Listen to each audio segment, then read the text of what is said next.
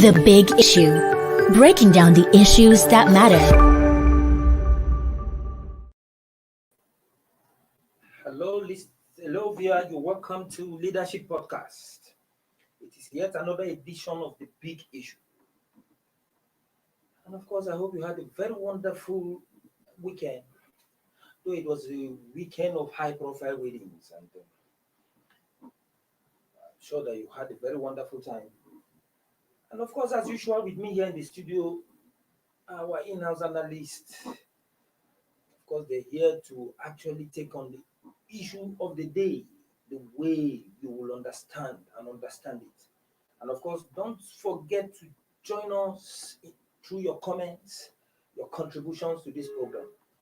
Because of course, they have actually helped in setting the pace and agenda of the big issue. Yes, with me in the studio here is Sunday Suwa. It's nice to be here. And Tunde Oguntola. Thank you for having me. And of course, together we are going to look at the recent directive of President Muhammadu Buhari on review of grazing routes and other issues that popped up. A stiff opposition trailed the president's directive to a committee that they should reclaim all grazing sites. And of course, Nigerians kicked against that move, warning that it could lead to another civil war. Specifically, presidential spokesman Garuba Shehu announced last week that the president directed that about 368 grazing sites across 25 states in the country should be reviewed with dispatch to determine the level of encroachment. A statement by Shehu noted that the president's directive followed his approval of the recommendation of a committee chaired by the chief of staff to the president, Professor Ibrahim Gambari. Shehu stated that the committee held its inaugural meeting on May 10 and recommended the collection of a field data collection on 368 grazing reserves across 25 states to assess encroachment and encroachers, and then engage stakeholders on the sensitization move. While this directive is coming about 3 months after governors of the southern states started the implementation of the anti-grazing laws. And of course, this followed the Asaba Declaration, in which they declared that anti-grazing was prohibited in the southern part of the country. And of course, the concern now is the president's directive on grazing sites across the country is raising suspicion among Nigerians, and of course, they are wondering why the president is so fixated about grazing reserves in the country. And so what you just have to tell us for start, what do you think? Well, I think this is an exercise in futility because there is no law, that allows the president to just, move into the states and start gazetting grazing reserve that we are not gazetted, because we are operating a federal system of government, and the power of land lies in the hands of the state governors. So if the president wants this issue to succeed, it should have been a demand from the state governors. And of course, you are aware that some state governors, have already started signing laws that do not permit this issue of either grazing routes or open grazing and all that. And we know that we have some states where this issue of grazing reserve were carved out, especially in the 60s.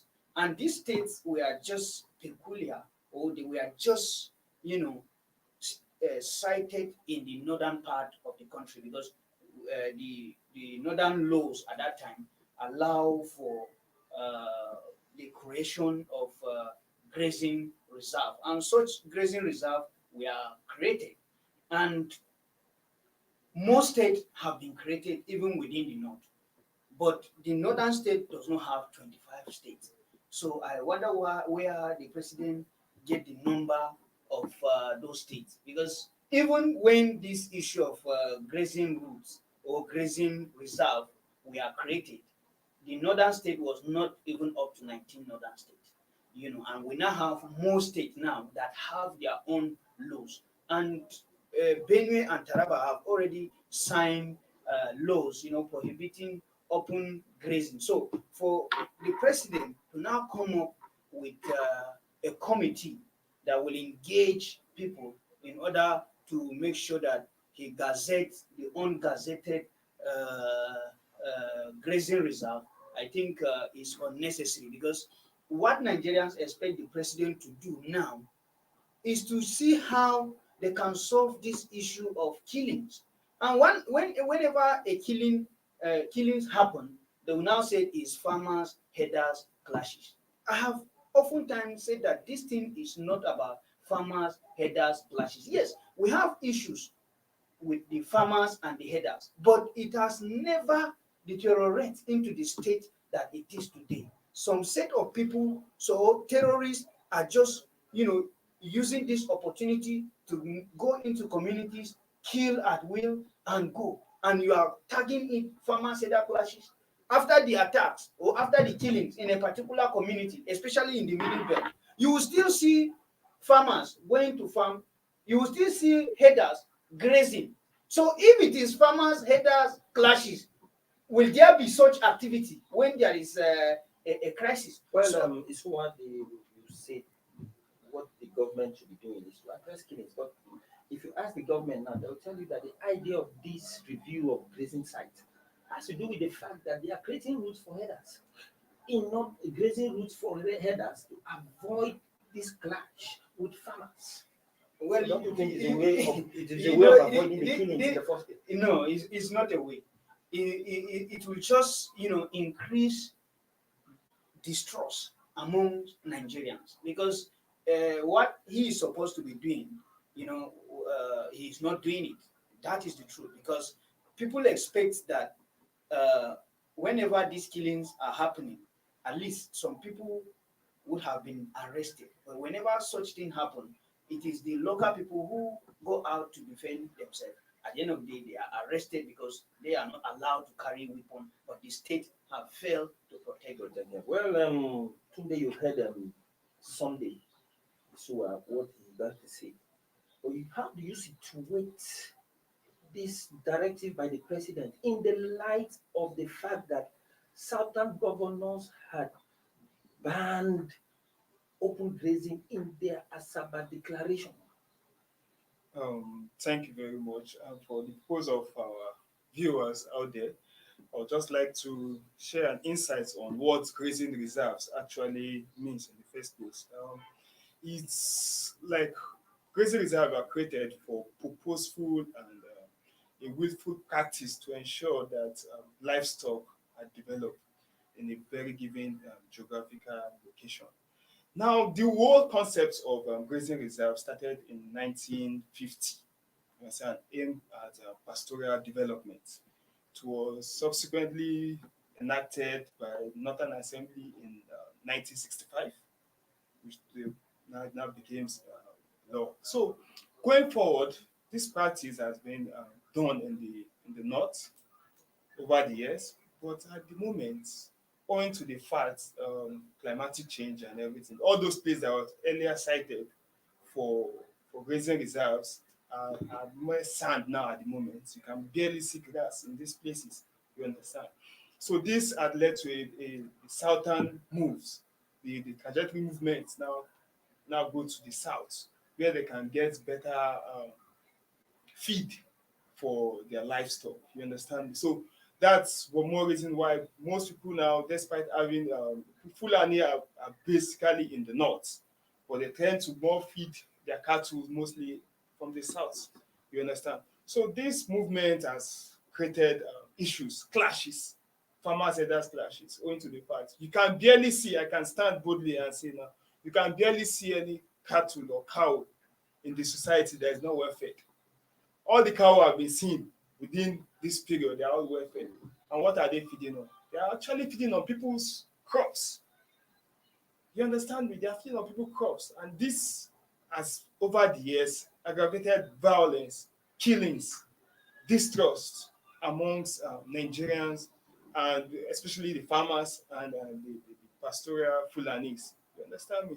So for the southern governors, I believe ordinarily they will totally reject it, owing to the fact that most of them has already banned open grazing prior to now. And now you are coming to sign a law that said to implement open grazing. No, it can't work. You understand? All you just did is the government should know that to further halt disunity, to create a peaceful atmosphere in Nigeria where everyone will live in peace, anything issue of grazing reserve should be like, or anything that has to deal with animal husbandry should be private business. Yes, although the government should support them, you understand me, but it should own to the fact that you own your cow, and maybe yes, they can create CBN intervention for them, just like as they do through the NISRA loans and all the rest intervention to farmers and all the rest. They should support them. But you now signing this into law is just like you, okay, because you're, is it because you're a Fulani man? That's what every Nigerian would think. Yes, because you're trying to like, okay, now support your people to introduce grazing reserve. No, this is uncalled for. You understand? How many cows do we have in Nigeria? From the Federal Ministry of Agriculture, they say we have about 21 million cows, about 69 million I see goats, and about 28, I say, or 22 million sheep. You understand? So, okay, now, I don't know how they arrive at that number, but this is quoting the Federal Ministry of Agriculture. I don't know. Because Fulanis are moving. In fact, if you ask them, how many cows do you have, they barely know. Even though if they know, are they actually, is there a census? Are they being marked? You understand? How sure are we that we have to? Okay, now, yes, we have 21 million cows. If you check it plus or minus, it can give you over maybe, it can be a venture over 3.2 trillion business enterprise or thereabout. Yes, animals husbandry as well as selling of meat is a good business, but it should be private sector driven. You understand? To avert all these farmers, don't take side. Don't tend to support a party over another. By the time you are giving them, okay, yes, you are doing all this. The Fulanis are also in the bush with their transistor radio. They are listening. Oh, yes, you are supporting us. Okay, we need this. Yes, Ambamu is our land. They're giving us this. Now, we can do anyhow we want to do. But all this won't go well in society. Well, actually, well. you've spoken well, but we should understand that this might stem from the fact that while the federal government through CBN has been doing intervention where they provide palliatives for farmers, like the Anchors Grower Program. I think what the federal government is thinking that if you do such things for farmers, make fertilizers available for them, grant them soft loans to enable them carry on their farming business, then something should be done to show that even herders are being carried along. I think where the problem lies here is that though northern governors had agreed, some of them had agreed that open grazing is obsolete.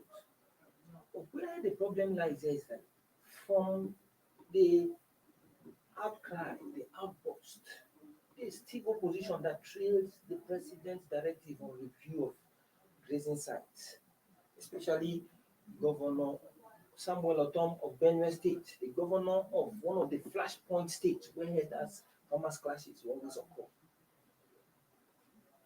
Him out threatening to take President Muhammadu Buhari to court.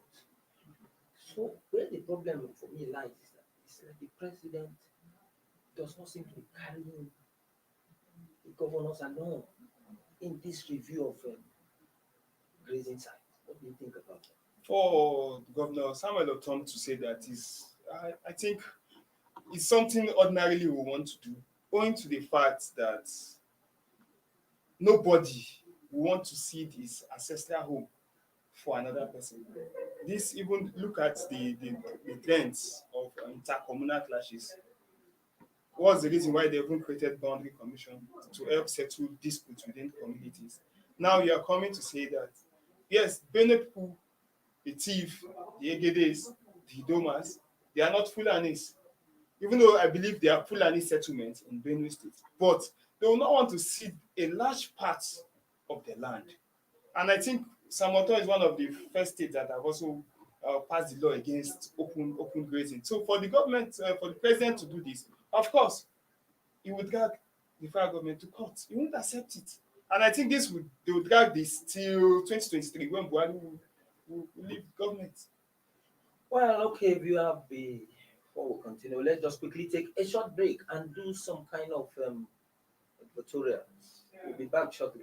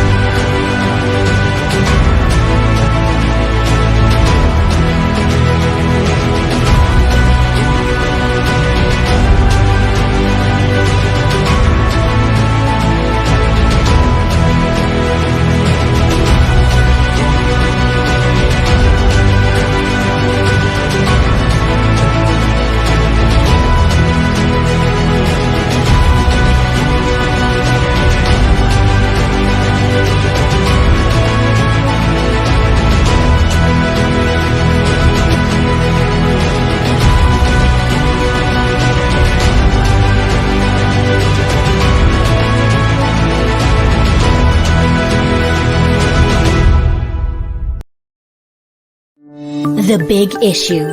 Breaking down the issues that matter.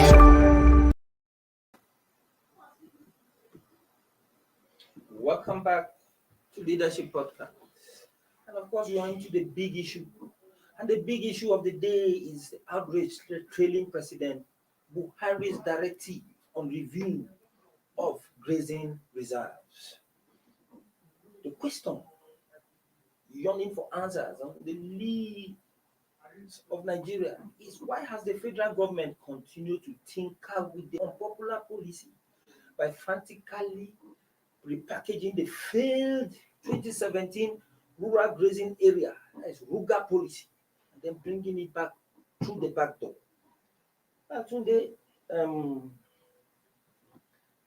human rights activist and senior advocate of Nigeria, Femi Falana, in lending his voice to the development, said President Buhari has powers only over lands in Abuja. And he has no powers to decide on what happens to land in the state. And of course, I think Falana is actually talking about the Land Use Act of 1978 that vested the power on land, on the state government. What do you think in the light of Falana's Well, position? I am not a legal practitioner, but I can say that for certain governors to come and pass a law against open grazing speaks volumes that they have rights over their land. Yes. So, however, the issue of open grazing extending to the southern states will, of course, create a chaos at the moment in Nigeria, and that chaos is going by Afenifere. They described the present action as wasting taxpayers' money. You understand? And of course, it is because you are passing a law. I believe there are committees that were set.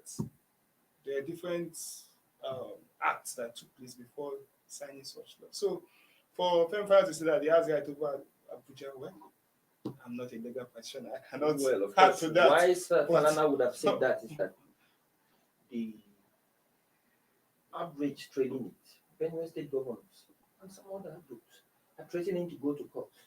And some said it will lead to another civil war. So are you now afraid that another constitutional crisis, apart from the ones we see among political parties, is beginning to be up in the country? I'm afraid. I'm afraid, and that's why I stated earlier that the president have no power, going into this issue, and that's why I said that it was an exercise in futility because there is no law backing him to carry out such an assignment. That's why I said that it should have been from the state governors who want to do, businesses, agricultural businesses, or who want to support, people who are into grazing, with land. Because, for example, now, if I want to embark on pig farming in any part of this country, I will have to buy the land, or they will have to lease it for me. If I want to farm anywhere in this country, any kind of farming, they will not give me land free. But here we are, a president, trying to gazette ungazetted land for a particular class of business. So it does not even sound well. I am aware that when these grazing reserves were carved out, like in southern Kaduna, there was a place, Laduga, about 30,000 hectares was carved out for the grazing reserve. But as I speak with you now, they have occupied more than 80,000 hectares of land and still continuing. Nobody dare go there. The villagers cannot claim those land. Those who own those land cannot claim them. So, I don't thinking that crisis will brew in the near future. So if he is trying to even gazette or look into those places that were given to headers for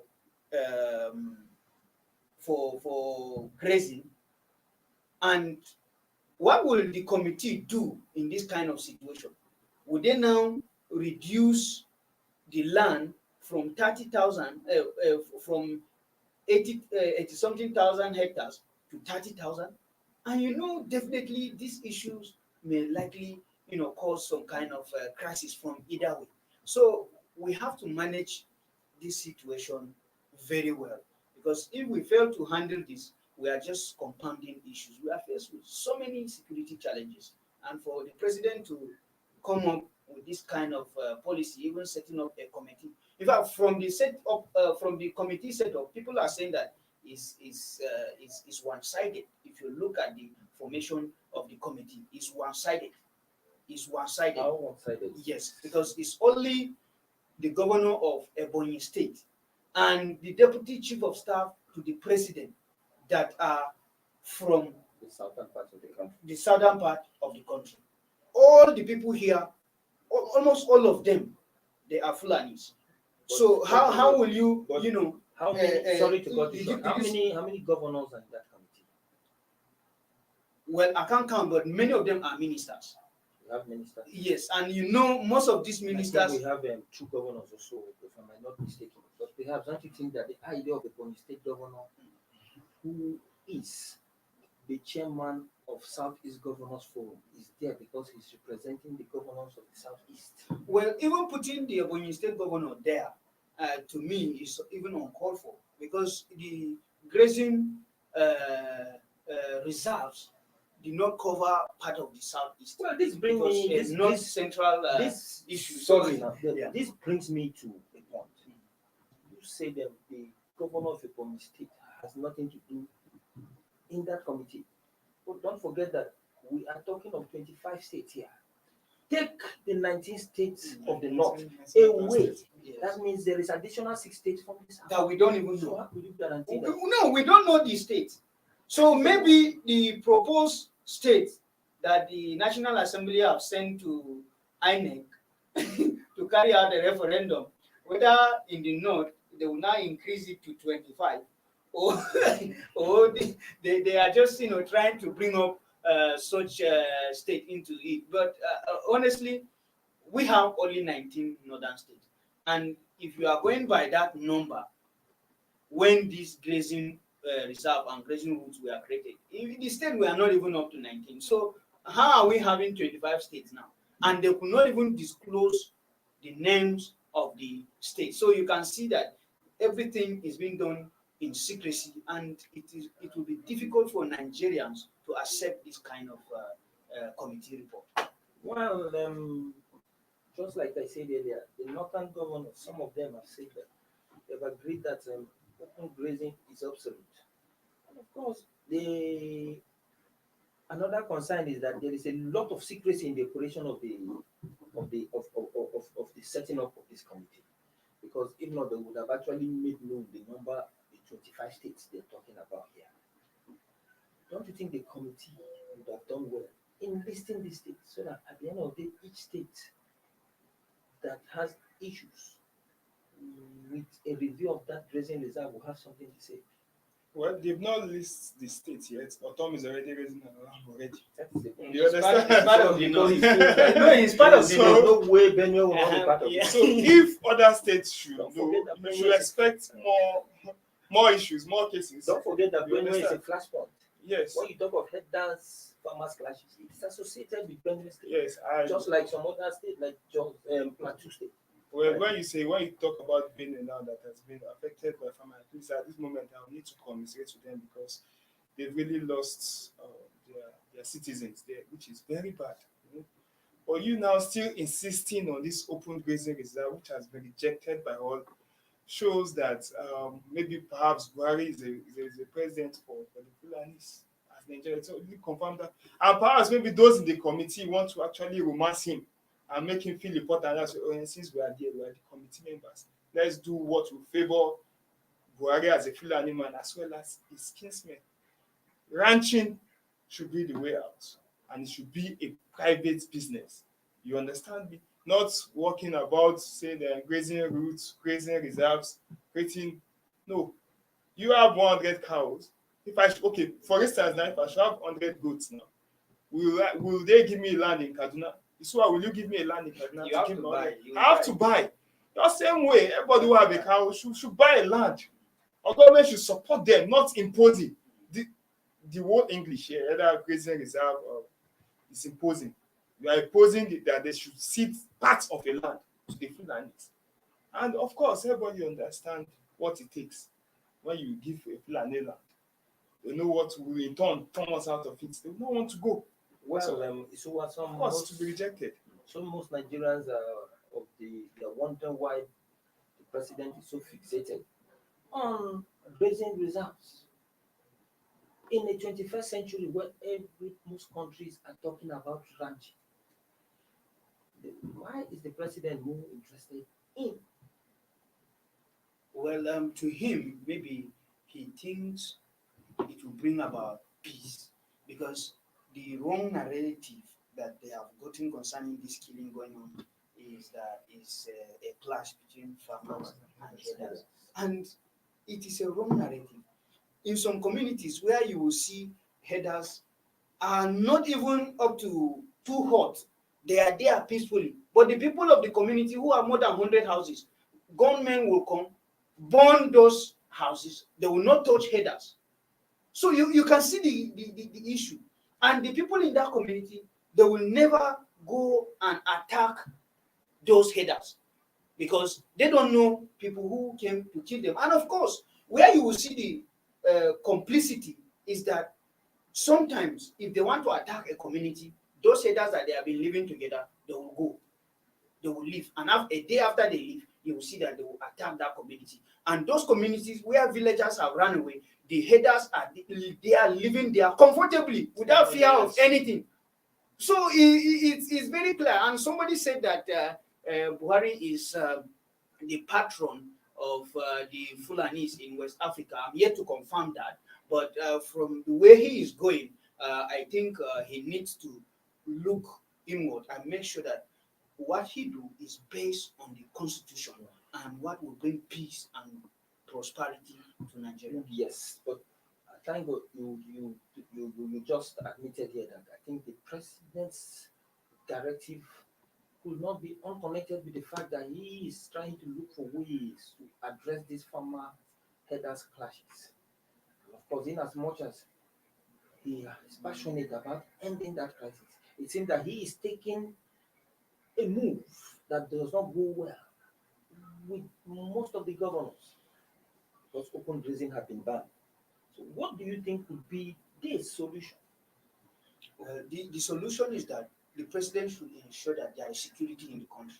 If there is security in the country, he should advise anybody who wants to do agricultural business of whatever kind, should meet these people at the community level and buy this land and do business. Because even this ranching that was carved out from the communities, those communities were never compensated.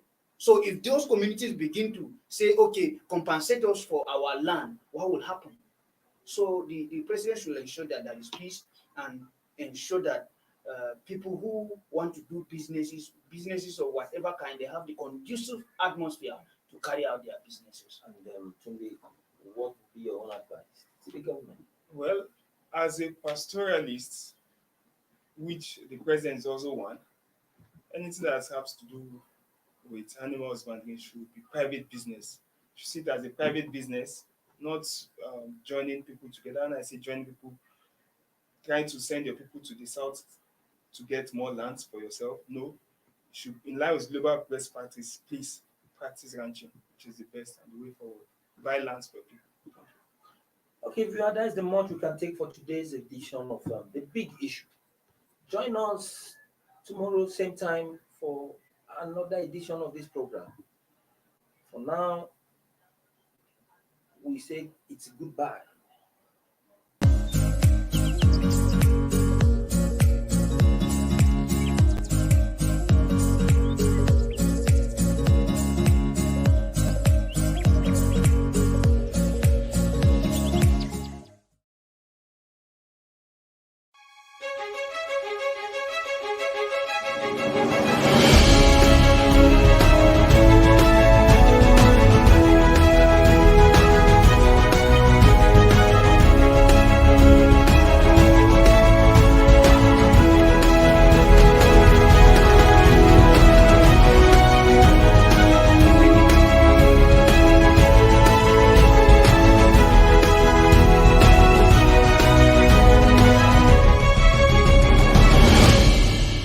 The Big Issue. Breaking down the issues that matter.